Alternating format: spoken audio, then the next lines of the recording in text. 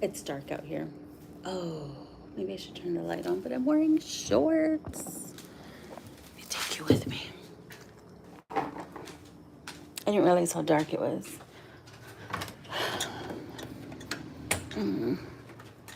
Hey, hey, baby. Okay, okay. So I'm on my throne, just thinking about life. I'm just kidding. So, this thing's actually really uncomfortable. So I wanted to talk really quickly about something, and I actually have a beverage here with me. I need something to put you on, so hang on. Hold that thought. I hope your night is going well.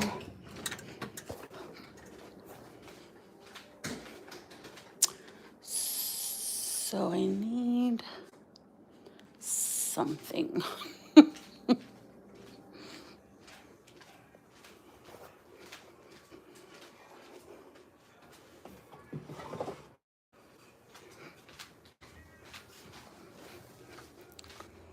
You ready?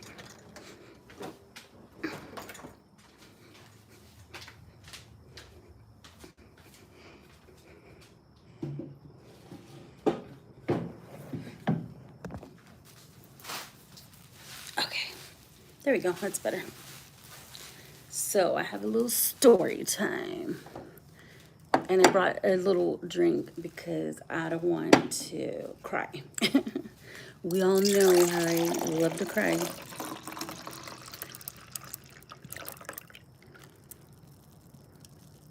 Just kidding.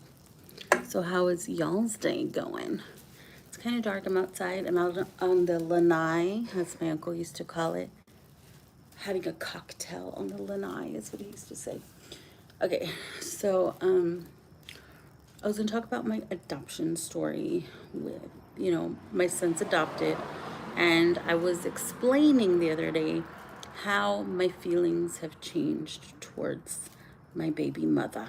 Okay, so I'm gonna tell you a story because I know a lot of people are curious about it because there were rumors that said that I was cheating on Chris and with the man and we made a baby. No, that's not true. I don't cheat on anybody. I did have a little gray area towards the end of our relationship where I was entertaining people. People. It was I. There was these two people I was messaging, or not like that. Only one of them was like that. The other one was he was just giving me compliments and I was taking them. But sorry, are you there? My battery's gonna die, so I gotta make this quick. So, anyways, I was, I did adopt my son. I didn't cheat, like people are saying. You can actually look it up because I did adopt him through Bear County. Anyways, on National Adoption Day. Okay, anyways, so one day I was minding my business, okay? And I heard that one of my cousins was going to have a baby. I wasn't really in contact, at some point in my life, in my 30s, I did kind of part ways with some family members just because I was working a lot, and I'm gonna kick your butt. I just got a message and I'm about to kick some ass. Anyways,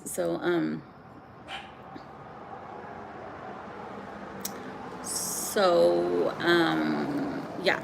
So anyways, my uncle used to cut my yard all the time, and this is at my old house where we used to live on Bolingbrook. We lived there for 5 years, me and Chris. I think me and Chris were 2 years into our relationship, and somebody, so it was like early on. I think we were together like a year and a half, 2 years, something like that. And they fucking, one day, my uncle comes over and he's like, "Hey, are you gonna go visit your cousin? He just had this baby. Him and his wife had a baby. They had, they weren't really stable in life, is what I'll say.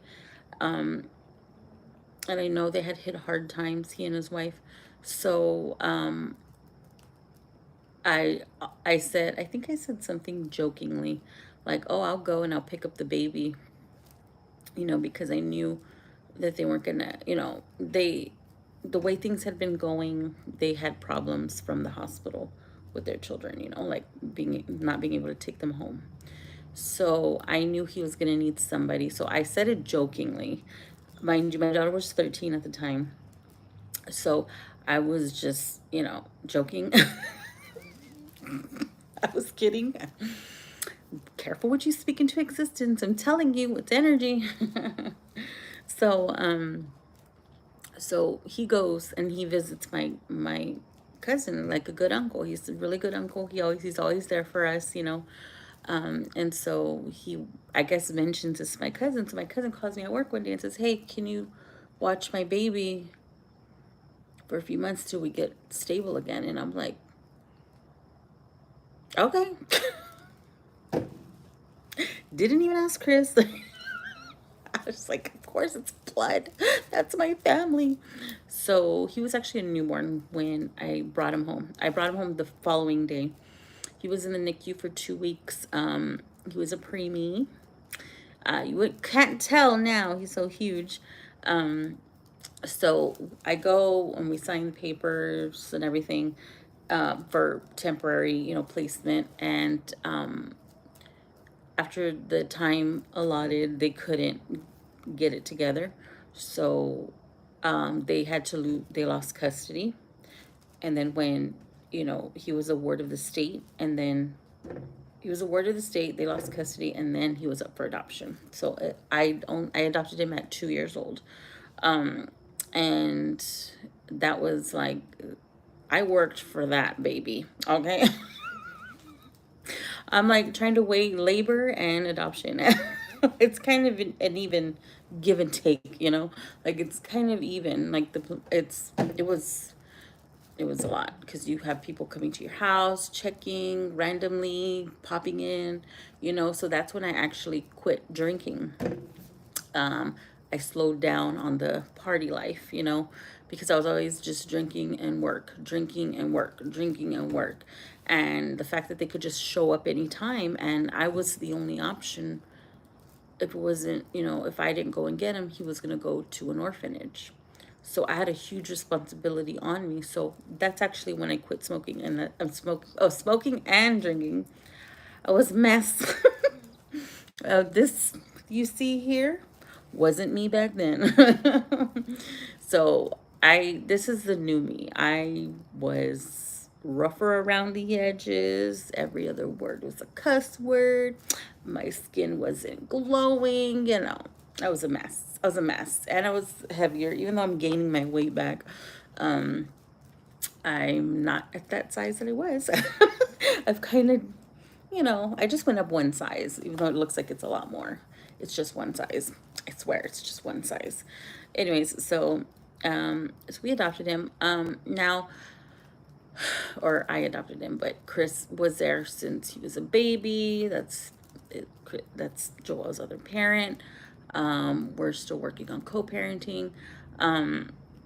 But I felt a ways about his mom, the birth mom, my baby mama, because I didn't like her for many years for giving him up, I held that against her for many years because I was angry. Like, how can you do that? But that was because of my own issues, my own abandonment issues. Let me get a drink.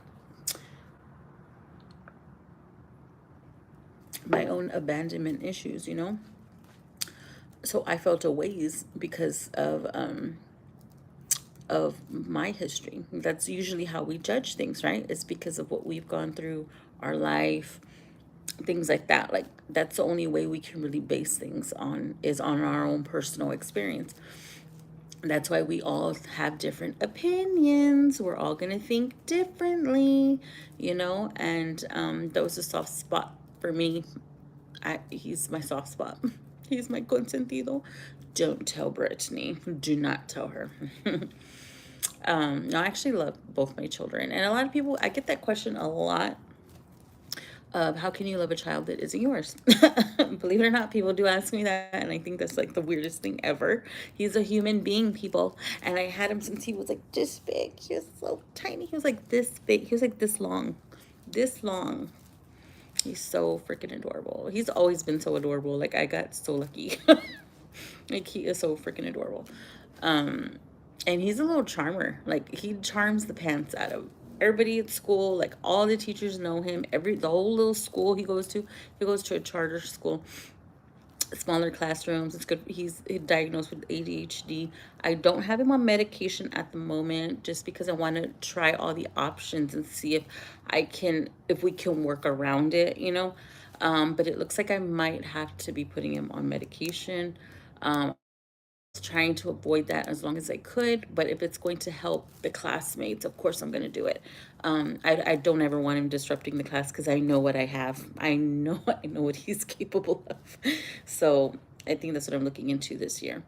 Um, but anyways, so I felt a ways about it because the whole 2 years, they had visitation rights, um, and but because of their hardships, they couldn't come and see him. So I felt bad for Joel, even though Joel didn't even know. But I was feeling bad on his behalf, but he didn't even know. So it's basically like wasted energy, you know, like he doesn't even know who they are. But it was just me with my own personal issues. So now, since I'm awoken, I've awakened from the dead. I'm just kidding. Well, since I've awakened, I'm like, you know, I can't really hold that against her. You know, who am I to judge? She has her issues. My issue is mainly with her because she's the mother. I feel mothers should have a different type of bond, you know, because they carry the children, you know. I don't know. That's probably not smart of me, but I just always held it against her only. Um, but now that I'm, you know, my mind thinks differently now, I'm trying to look at her side of it. She can't help, you know, she's ill. And she knows enough that she's aware of her inability to take care of him. And it was up to her because she still had rights, though that was still her baby, and she gave me permission to have him, you know, while they got their stuff together. So if it wasn't for that, if she would have said no, even though she gave me problems afterwards, but we're not gonna talk about that. She did sign it off so that he can stay with us, you know, during the that process when they're trying to get it together, you know. So I am thankful for that because if it wasn't for that, she could have easily just said no, I don't want him to be with any family, let him go to the orphanage, you know, like she could have easily did that, and she didn't. So I am very thankful for that. I had to start looking at it like that, you know what I mean. And I it was life changing, you know, like he was, I feel like I'm caving in. I'll be like, you see my legs up. I just feel like he changed my life. And I know they say you shouldn't have kids, you know, to remedy your life. But honestly, he changed my life. He really did. You know, my daughter changed my life as well because I never wanted to have kids, believe it or not. The one that wanted 8 kids didn't want any kids at all because I had a problem. Like I was like, how am I gonna love a child I don't even know how to love, you know? But it comes automatic. Like once you push that baby out, it's like automatic. But it was automatic with my son too because I felt for him. And I felt like I could relate to him with the loneliness, and you know, I felt, you know, ignored a lot, you know. That's why I have my abandonment issues. So through my whole spiritual journey, my thoughts of my baby mama have changed, and the stunts she pulled during the 2 year, you know, we're trying to adopt, she definitely tested me. And yes, we did get into a physical altercation. We did. And in the middle of the street, like fucking animals, okay? But she was the one that provoked me, and I'm not one to not defend myself. She bucked up to me and I'm not gonna back down. I'm sorry. Even till this day. Yes, I'm kumbaya and I'm a fucking hippie, but don't make me go there. And she thought because she was bigger than me, I'll knock your ass down, bitch. I told my daughter, not that I don't call my daughter a B, but my daughter is taller than me, right? And she thinks like she can talk to me, and I'm like, I'll knock your ass down. I will knock your ass down. You wouldn't even know what hit you. Don't get it twisted, okay? I am a hippie, but don't get it twisted. I will knock your ass down, and you don't even know what the hell hit you. So she thought, and the whole time we're fighting, this is really good.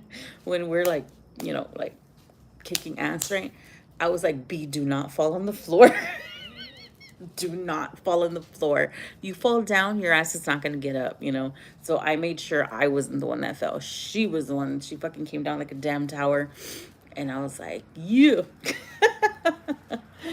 So I still got it. But no, violence is never the answer. I'm not saying go beat anybody up. I'm not saying that. But all I'm saying is that, try to talk it out, but she wasn't the talking type. She doesn't communicate. And I was wondering, how the hell is my cousin with her, married to her, and she doesn't communicate. We tried to talk it out, but we just had to punch it out in the fucking yard. We had to box it out in the yard like fucking animals. I'm not at all proud of that, but it is something that happened, and I was so embarrassed the following day.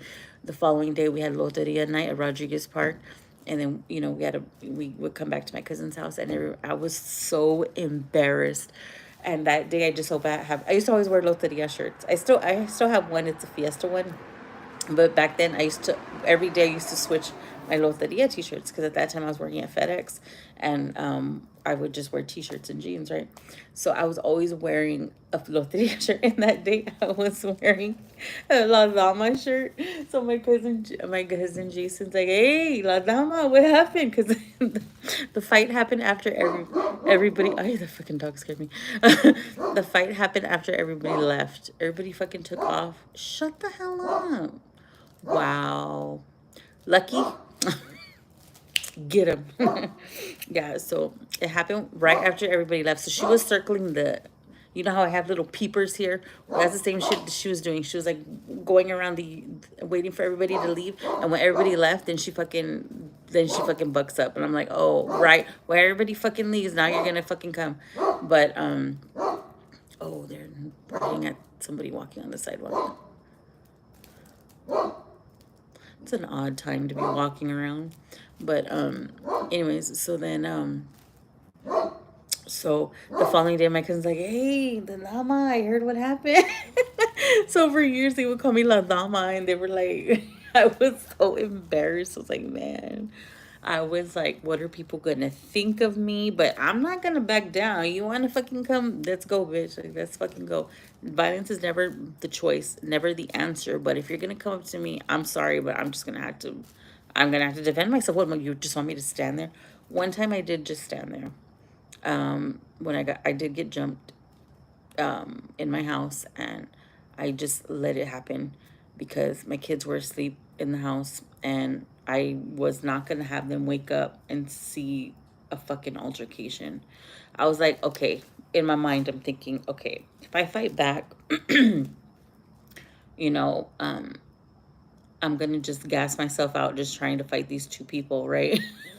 So I was just like, they look kind of out of shape. So I'm just gonna because wasn't gonna be yelling. I'm like, just fucking beat me up and just get it over with. That was my answer. And sure enough, they fucking gassed themselves out quickly because they had all this, you know, uh, this rage towards me. And so, over rumors, over rumors. And so I just let it happen, and they fucking were gone. I was like, laters, bitches. Bye. And that was it. I was not going to have my kids wake up to that. And my kids aren't used to that. They don't, I've shielded my kids from that kind of shit. Believe it or not, I know I'm a little rough around the edges, but I do protect my kids. My kids are everything to me.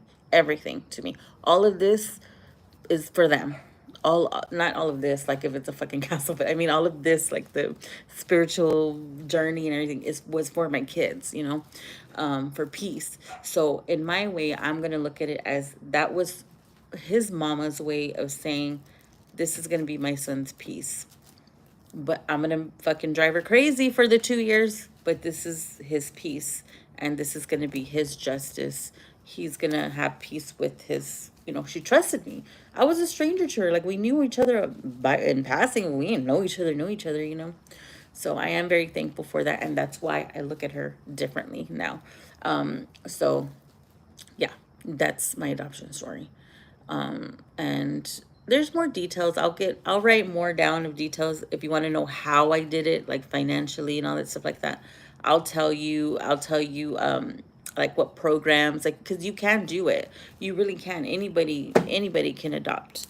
And I wanted to explain the different options because I did take you gotta take like a class, like an adoption class. So they do explain all the options, and it is actually it's not as expensive as you think it is. It is doable, especially now with COVID. I think they have more programs available, so that it's. But I'm telling you, it's intrusive. They can come in anytime. You know, they have to inspect the house. I'll tell you what they look for too when they're inspecting the house and stuff. It's a whole thing. It was a whole thing. It really was. But I'm glad I did it and I stuck to it and I was dedicated to it and I was determined because he didn't have any other options. And that's my baby. That's my baby boy. Anyways, I'll let y'all go. And I hope you enjoyed this story. And I hope y'all are doing good. And remember, just stay positive with whatever you're doing. Okay? And if you ever want to reach out to me and just chit chat or just vent, I'm here. I'm here for you, okay? Slide into my DMs on Instagram. Y'all know where to find me. I'll link it down below. Bye now.